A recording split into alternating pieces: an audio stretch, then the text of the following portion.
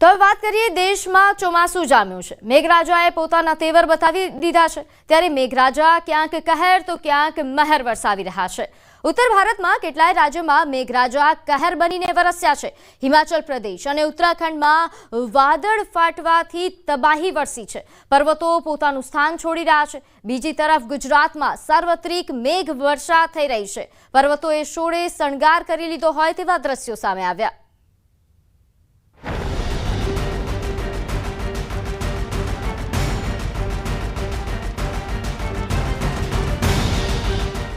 આકાશમાંથી વરસી આફત, પહાડથી મેદાન સુધી પ્રચંડ તબાહી, વરસાદ અને પૂરથી હાહાકાર। ઉત્તર ભારતના કેટલાય રાજ્યોમાં એલર્ટ, ગુજરાતમાં પણ સાર્વત્રિક વરસાદ, મધ્યથી લઈ ઉત્તર અને સૌરાષ્ટ્રમાં મેઘ મહેર। વરસાદ ઉત્તર ભારતમાં કહેર બનીને વરસી રહ્યો છે। હિમાચલ પ્રદેશમાં વાદળ ફાટતા નદીઓ ગાંડીતૂર બની છે તો ભૂસ્ખલનની ઘટનાઓ પણ વધી છે। ઝારખંડના આ દ્રશ્યો જુઓ। ઝારખંડમાં મુશળધાર વરસાદ બાદ નદી નાળા તોફાની બન્યા। એટલું જ નહીં, અહીં બરવાડી વિસ્તારમાં કુલહી ડેમનો બાંધ તૂટી ગયો હતો। પાણીનું સ્તર એટલું વધી ગયું કે આખું બાંધ પાણીમાં વહી ગયો હતો। ડેમ તૂટવાના લાઈવ દ્રશ્યો પણ સામે આવ્યા છે। ડેમ તૂટ્યા બાદ પાણી આસપાસના ખેતરોમાં ફરી વળ્યું, જેના કારણે સમગ્ર વિસ્તાર બેટમાં ફેરવાઈ ગયો હતો। હિમાચલ પ્રદેશના કેટલાક જિલ્લાઓમાં ભારે વરસાદની સ્થિતિ યથાવત છે। જિલ્લામાં સતત થઈ રહેલા વરસાદને કારણે નદી નાળાઓના જળસ્તરમાં વધારો નોંધાયો છે। નદીઓનું જળસ્તર વધતા લોકોને નદી કિનારે ન જવા અપીલ કરાઈ છે। આ ઉપરાંત નીચાણવાળા વિસ્તારોમાંથી લોકોનું સુરક્ષિત સ્થળોએ સ્થળાંતર કરવામાં આવ્યું।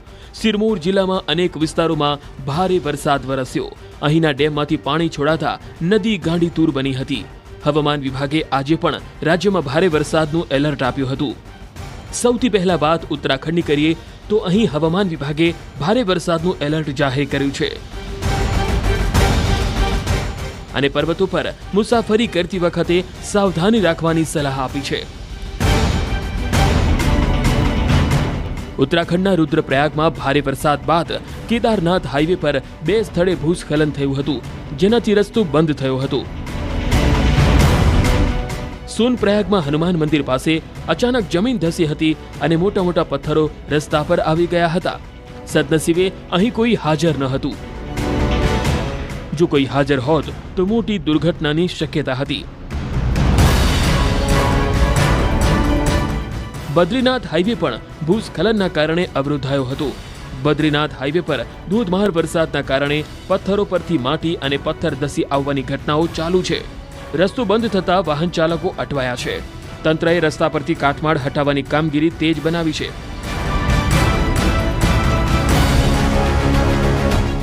ઉત્તરકાશીમાં ભારે વરસાદના પગલે ગંગોત્રી યમુનોત્રી હાઈવે બંધ હતો। યમુનોત્રી પાલીઘાટ પાસે મોટા મોટા પથ્થરો રસ્તા પર આવી ગયા છે। તંત્ર રસ્તો ક્લિયર કરાવવાના કામે લાગ્યું છે।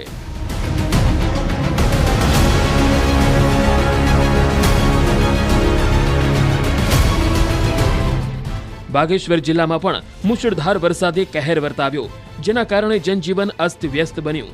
ભારે વરસાદના કારણે સરયુ નદીનું જળસ્તર તેજીથી વધી રહ્યું છે। નદી ગાંડીતૂર બની છે। નદીએ રૌદ્ર સ્વરૂપ ધારણ કરતા જિલ્લા પ્રશાસન અને ઇમરજન્સી ટીમ એલર્ટ મોડ પર છે। લોકોને તંત્રએ અપીલ કરી છે કે તેઓ નદી કિનારે ન જાય।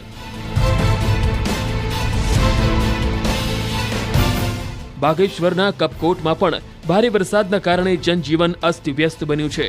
12 કલાકમાં 4 ઇંચથી વધુ વરસાદ નોંધાયો। હાઈવે પર કેટલાય વિસ્તારોમાં કાટમાળ ધસી આવતા કપકોટનો જિલ્લા મથક સાથેનો સંપર્ક તૂટ્યો છે।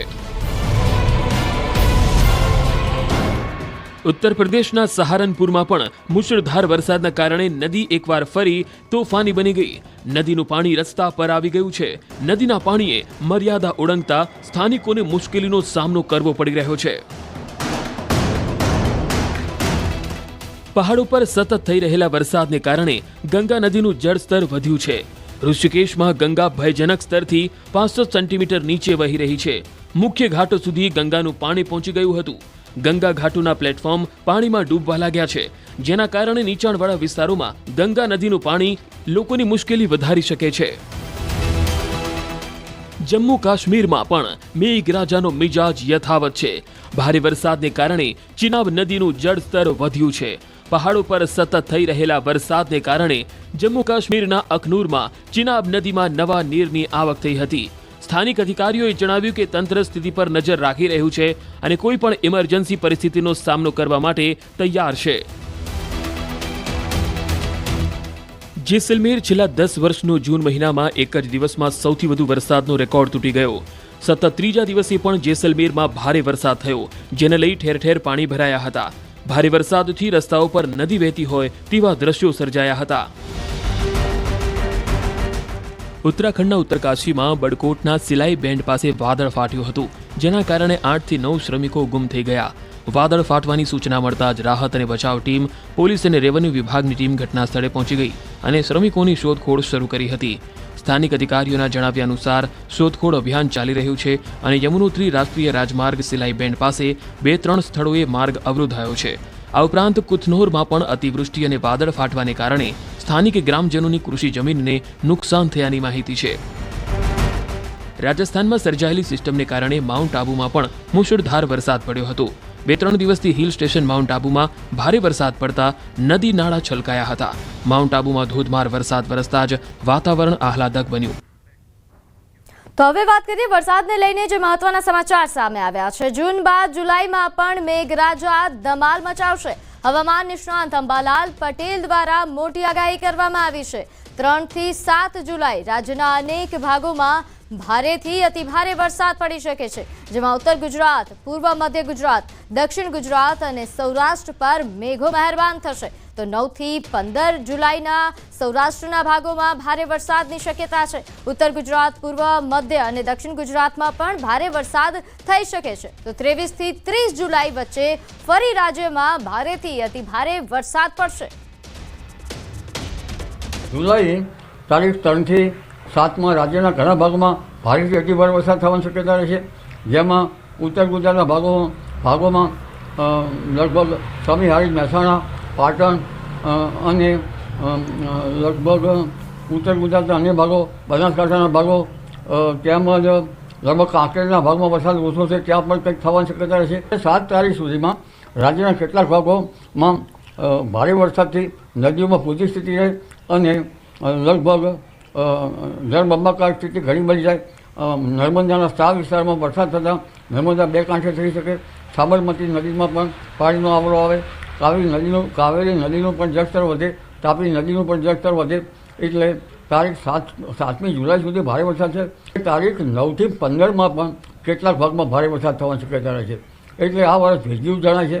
અને ત્યારબાદ જોવા જઈએ તો તારીખ 23 થી 25, 28 કે 29 સુધીમાં પણ પવન સાથે કેટલાક ભાગમાં ભારે વરસાદ થવાની શક્યતા રહેશે. ક્વચિત ક્યાંક કેટલાક ભાગોમાં કાતરા પડે એટલે ગુજરાત હેરી કેટરપિલર તો તદ ભાગમાં વરસાદ ઓછો આવતો હોય છે. તો અષાઢી બીજના સમગ્ર દિવસે રાજ્યમાં જે શુકનબંધો વરસાદ પડ્યો. અષાઢી બીજના દિવસે થયેલ વીજળીના ચમકારા પરથી ચોમાસાના મૂળ અંગે મોટી આગાહી હવામાન નિષ્ણાંત અંબાલાલ પટેલ દ્વારા કરવામાં આવી. તેમણે ન્યૂઝ 18 સાથે ખાસ વાતચીત કરતા આગાહી કરી કે અષાઢી બીજે થયેલી વીજળી આધારે પવન સાથે વરસાદની આગાહી છે.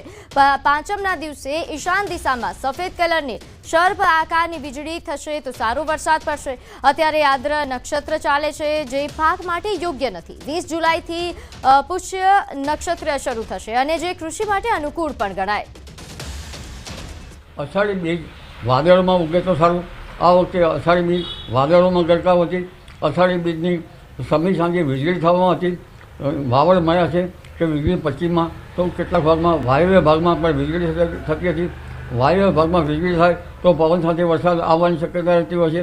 એટલે અષાઢી બીજની વીજળી એક વરસાદના સાક્ષીરૂપ છે. પરંતુ પાંચમની એટલે આજે સમી સાંજની વીજળી થાય તો સારું. લગભગ ઈશાન ખૂણામાં સર્પ જેવી સફેદ કલરની વીજળી થાય તો વરસાદ સારો આવવાની શક્યતા રહેશે. એટલે પાંચમની અને લગભગ 60ની વીજળી કંઈક અંશે પણ જોઈ સારી રહી. નોમની વીજળી પણ જોવાનું મહત્તમ છે.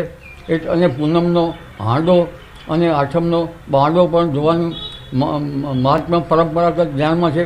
એટલે વરસાદ હજુ ગયો નથી, પરંતુ આ ભેગિયા વરસના કારણે મૂંઝવણ ઘણા ખેડૂત ભાઈઓ જે નીચાણવાળી કાળી જમીન છે અને નીચાણવાળા ભાગોમાં છે તે પણ અવઢવમાં છે.